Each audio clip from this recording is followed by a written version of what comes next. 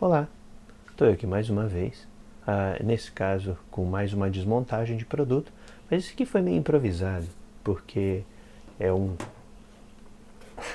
desses umidificadores ditos ultrassônicos, na realidade, né? Que ele tem um motorzinho que roda e tal, e aí vaporiza a água.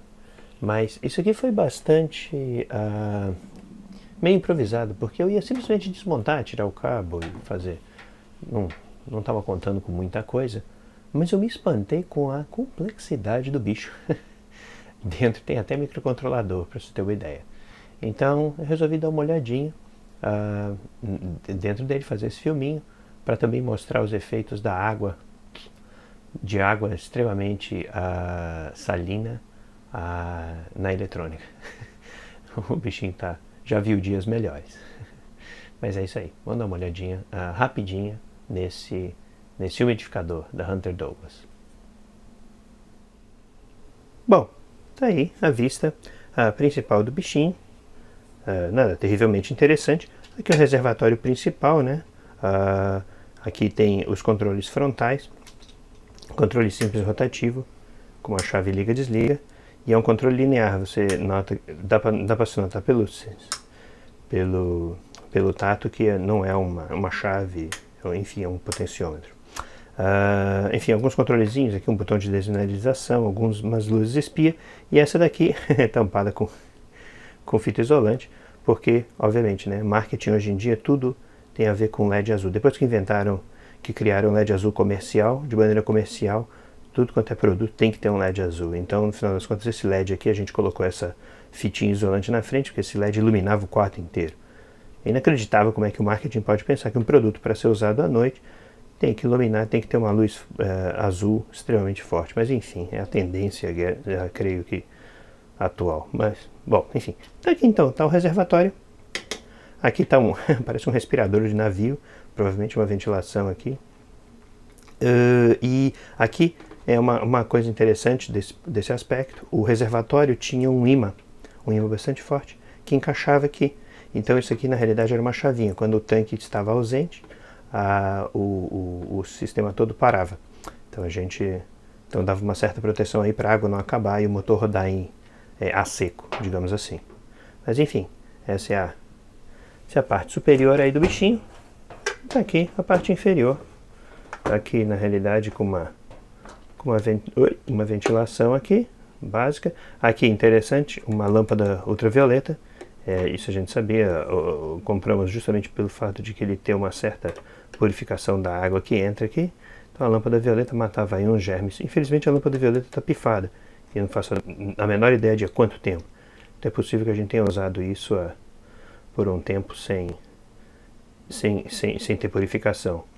E aqui, bom, aqui os detalhes da placa do bichinho, modelo, etc, etc. Enfim, vamos dar uma olhadinha dentro. Bom, tá aí a vista interna do bichinho, ainda vista sob a perspectiva inferior, né? Tá aqui a lâmpada. E aqui, panorama geral, com uma ventoinha aqui, uma ventoinha em caracol. A gente vai dar uma olhada mais a miúde. Tá aqui a lâmpada, evidentemente. Tem aqui uma plaquinha aqui com um relézinho e um mega capacitor aqui de poliéster. Parece um capacitor de poliéster, não sei ao certo para que isso é. Tem uma chave aqui, talvez uma chave de proteção. Então aqui tem a parte principal de fonte. E aqui tem uma outra plaquinha aqui que eu não sei ao certo o que é. E aqui é o vibrador principal, né, o motorzinho que faz a ejeção da água, né, da água em vapor, né. E aqui tem uma série de conexões para um painelzinho, o painelzinho frontal lá no fundo. Vamos dar uma olhadinha mais a fundo. Bom, tá aí. Começando pela lâmpada de ultravioleta, absolutamente estourada. Uma lâmpada com gás de mercúrio dentro, então na realidade ela emite uma luz bastante de espectro bastante alto aqui, né? Uma coisa interessante aqui, tem uma chavinha aqui, que ela na realidade é parte da tampa da tampa é uma chave mecânica. Eu acompanhei um pouco o circuito. Ela desconecta essa lâmpada caso a tampa desse compartimento da lâmpada seja aberto. Então é mais uma proteção aí, uma proteção bastante interessante aí, para evitar, enfim, a exposição à ultravioleta. Essa ultravioleta aqui, ela é, digamos assim, ela é ativa biologicamente, ou seja, ela mata germes, então ela é extremamente danosa para a gente, não é uma radiação muito simples. Está aqui a ventoinha em forma de caracol. Aqui, na realidade, ela está nesse compartimento, aquele compartimentozinho que parecia um respirador de navio, né, do outro lado. Então, uma ventoinhazinha aqui. Uma ventoinhazinha aqui de 12 volts por 0.15 amperes. Midea, não faço a menor ideia dessa marca. Enfim. Tá aí, vamos botar de volta, porque aí fica mais fácil da gente acompanhar o resto do circuito. Então tá aqui de volta a ventoinha. Um outro detalhe bastante interessante aqui é um mega capacitor mesmo. Ele aqui na realidade fica difícil de ver, mas ele são 6.8 microfarads por 400 volts. Isso aqui é um poliéster, ou seja, é extremamente enorme. E esse capacitor, na realidade, ele está ligado ao circuito da lâmpada. Tem até um fusívelzinho aqui pequenininho e tem um relé. Então, na realidade, eu me lembro bem quando a gente quando a gente colocava o tanque, ele, na realidade, ele acionava um relézinho. E dando uma olhada geral, ainda não olhei todos os detalhes, mas esse relé muito provavelmente era o que fazia o acionamento tanto da lâmpada quanto do motorzinho aqui atrás. Enfim, uma coisa interessante, conexões, isso aqui é muito comum.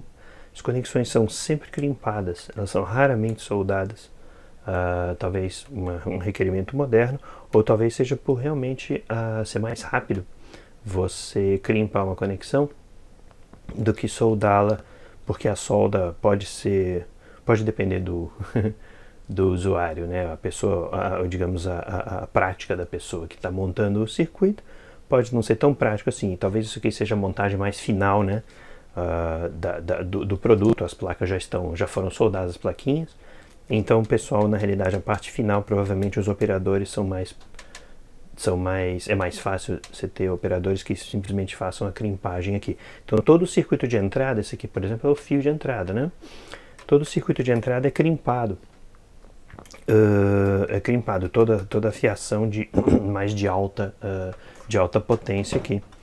Então, é uma coisa bastante interessante que a gente normalmente... Eu tinha como ideia que a crimpagem não era tão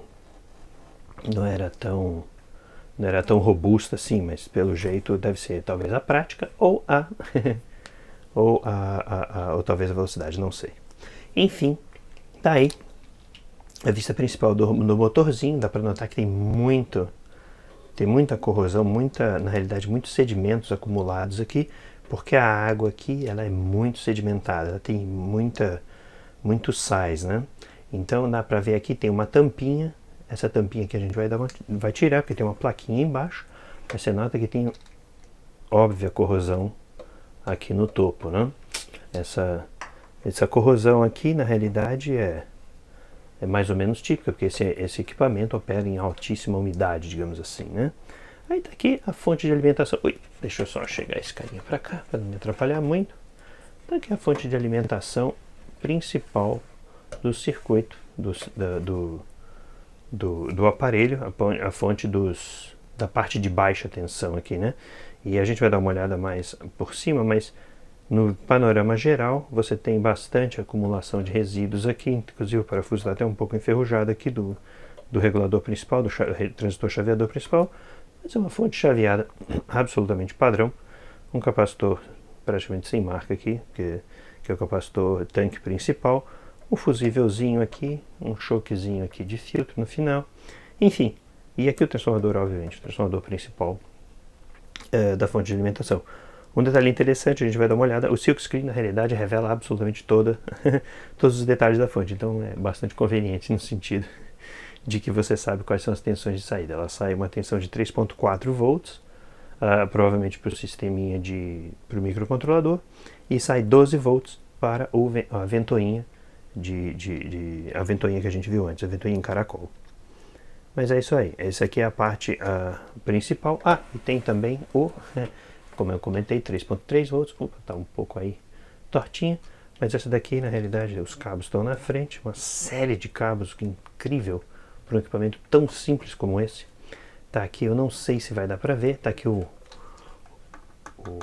potenciômetro principal, e tem um microcontroladorzinho aqui que é dificílimo de ver, o bendito modelo. É um controlador, eu tentei ver, mas não consegui. É um controladorzinho, é um controladorzinho da Holtec. Depois eu pego o número e a gente dá uma olhadinha aí. Para variar, né? Holtec, esses microcontroladores de 4, 8 bits, sei lá. Esses caras vendem esses controladores para esses produtos de consumo à torta e à direita. Então a Holtec é absolutamente gigantesca nesse segmento. Vou dar uma olhadinha mais a miúde, botar um outro ângulo para ver os componentes mais de perto. Tá aí a vista mais aproximada aí da fonte de alimentação, né? Entrada de tensão aqui por cima, aqui nessa entrada aqui, tem um capacitorzão aqui, um X2 aqui, com o fusível de entrada logo aqui em cima e um choque de filtro. Então, quer dizer, a fonte na realidade é muito bem feita. Construção típica, fácil e simples. Não sei se esse material é fenólico, não está com cara de ser, apesar da corzinha aqui, mas hoje em dia muito pouca gente usa fenolite, enfim. Então está aqui a entrada principal, né, o capacitor de tanque principal, né, os resistorzinhos, aqui o transistor chaveador, circuitinho chaveador. Eu não vi nenhum circuitinho mesmo, nenhum integrado controlador de PWM, mas ele pode estar do lado de baixo, como um SMD. Vamos ver, a gente teria que tirar a placa, a gente vai dar uma tirada na placa depois, mas enfim. Tem os componentes colados aqui, né? Isso aqui é bom às vezes para manter uma integridade física, porque esse equipamento é um equipamento portátil, né? Você carrega para cima e para baixo, então a chance de soldagem e tal é bastante grande, né? Enfim, transformadorzão principal e aqui um capacitorzinho muito provavelmente entre o primário e o secundário, um capacitor Y. Supostamente eles deveriam ter colocado 2 capacitores, mas só colocaram um, enfim, talvez porque o equipamento não tenha terra, mas essa é a principal redução de custos aqui. Interessante, aqui está o nome do fabricante da placa, Honey.com.cn, CN, China, evidentemente. Tudo isso aqui é fabricado na China. Isso aqui é a parte de baixa tensão. Tem aqui a filtragem final, diodão Schottky aqui, e o curioso que eu tinha comentado, 3.4 volts, 1 ampere e 12 volts, enfim, ponto alguma coisa amperes aqui, eu não estou conseguindo ler, ponto 2 amperes, isso, ponto 2 amperes, consegui ler aqui. E aqui o interessante, né, usando conectores e tal, quer dizer, o equipamento é realmente bem feito. O equipamento é realmente muito bem feito. Detalhe interessante. Esse daqui, na realidade, é um relé Reed. É dificílimo de ver por baixo, mas é um relézinho Reed, que é justamente aquela chave magnética que eu havia comentado no início. Se o tanque não está posicionado, o circuito todo se desativa. Então, é aí mais uma atenção interessante aí aos detalhes. E aqui eu retirei a chapinha, aquela chapinha metálica. Olha a arruinação aqui, deve ter entrado água por aqui. Então o equipamento realmente deveria ter sido melhor, talvez projetado aqui, porque efetivamente essa parte aqui, esses conectores aqui não falharam, o equipamento ainda funcionava, mas ele tinha uma série de problemas. Ele tinha uma série de problemas, não, eu digo, ele tinha aí os seus, enfim, ele volta e meia operava ou não, enfim, tinha uma certa operação intermitente aqui, mas enfim, essa parte toda aqui é o controle do motorzinho que está logo aqui, o controle de vibração, aqui. Está aqui de novo também a placa fácil e simples, não creio que seja fenólica, mas e está aqui todo dizimado, digamos assim, pelo poder da água extremamente salobra. E está aqui com sais, né, com minerais, né? E aqui tem os parafusos estão corroídos. O transistor aqui, o transistor principal, é um transistor da Fairchild que é extremamente difícil de ler, que tem muito resíduo aqui. Pode ser até um regulador, não sei. Não, é um transistor mesmo, mas ele tem bastante resíduo aqui. Depois eu tento pegar o número dele. E tá aqui a visãozinha do motorzinho, bastante próximo, bastante aproximada aqui. Tá aqui aquela outra plaquinha lateral que eu havia comentado, que tem um mega capacitor e o relézinho e um pequeno fusível aqui, né? E um varistorzinho aqui só para constar, digamos assim. Então é isso aí. Tá aqui o tubinho, mais uma vista aí da lâmpadazinha de ultravioleta. Tá aqui a chavinha de proteção e a nossa ventoinha, mais uma vez, no detalhe. Bom, tá aí a plaquinha do microcontrolador. Aqui o Holtec, esse aqui é um 48R06A, um microcontroladorzinho, depois tem que dar uma olhadinha quantos bits ele é, etc, etc. Deve ser um microcontrolador bastante simples. Tem aqui no topo também, aqui é o potenciômetro principal, e aqui no topo tem também um 24LC02, que me parece que é ser uma memóriazinha para o microcontrolador aí, na memória externa, ou então um regulador de tensão. Peraí que ver. Tá aqui o potenciômetro principal, interessante, né? O eixo dele, na realidade, é destacável. Isso é relativamente comum em determinados esquemas, mas o curiosíssimo, né? Um potenciômetro duplo, interessante. Potenciômetro duplo, muito comum, utilizado em sons estéreo, equipamentos de som. Então, já viu, vai saber, né? E tá aqui, de novo, a outra vista da placa, com os 3 LEDzinhos, esse miserável LED azul aqui que a gente teve que cobrir. Enfim, um osciladorzinho, nada de muito interessante, um botãozinho aqui para desmineralização, de novo a tal da Midea aqui, fabricante,